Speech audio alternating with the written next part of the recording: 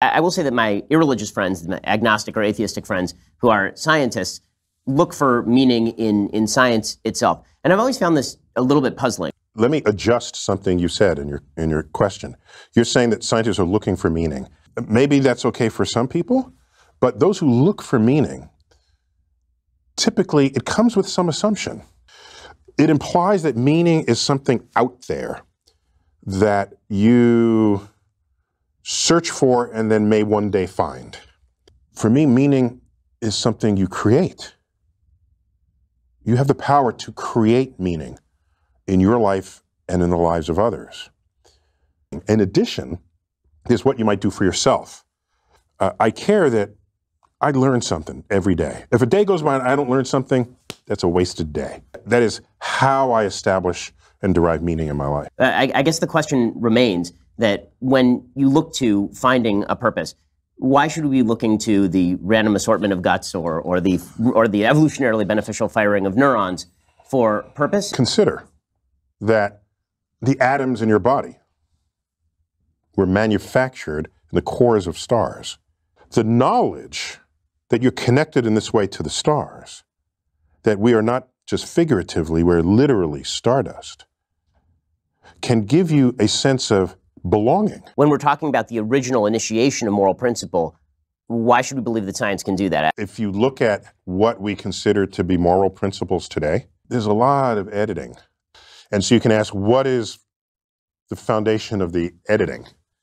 And this really is traceable to secular discussion. But when it comes to transgenderism, the argument that is typically made by gender theorists is that gender is entirely separate from sex. To allow transgender women to compete with non-transgender women, then this would somehow not disadvantage biological women. And this seems to me absolutely ascientific.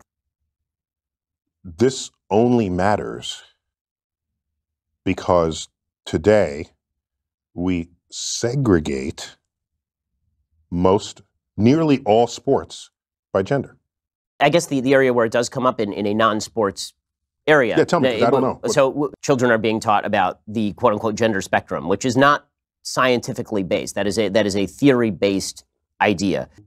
Whether the fact that people want to express themselves on a spectrum, on a gender spectrum, whether that fact is something you want to put in a sociology class or in a science class, maybe that remains to be determined. But it is a real fact about real society. I think the concern is if you study some topic that's a hot button topic and you bring scientific methods and tools to it, we as a society don't trust that people in charge in a free country won't try to legislate something that will constrict people's freedoms in the face of that information. Now you're arguing for limitations on areas of particular study. No, I'm arguing on we need a way to shield, we need a way to protect people's freedoms in the face of whatever gets discovered scientifically. They wanted my opinion about whether being gay was biological or mental. Right, there's that new study that came out, this vast study. Or psychological. Right. Okay, right. Find out what it is, fine. But the answer to that question should have no consequence.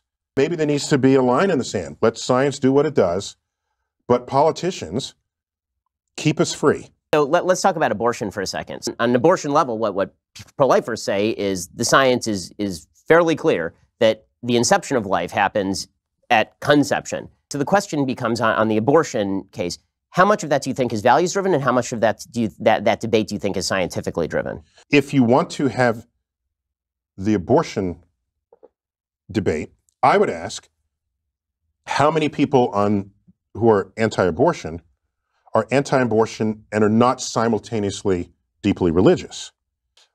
If you're concerned about what is alive, or what constitutes a human life, because that really is the question. What constitutes a human life? I was content with whether a fetus is sustainable outside of the womb. To say that it's a human when it's just a fertilized embryo I think most people don't know, particularly if they're religious. Last I checked these numbers, most fertilized eggs in a woman are spontaneously aborted. Neil deGrasse Tyson, his book is Letters from an Astrophysicist. Go pick it up right now. It really is fantastic. Neil, thank you so much for your time. Thanks. Really appreciate it. Delighted. Thanks for having me.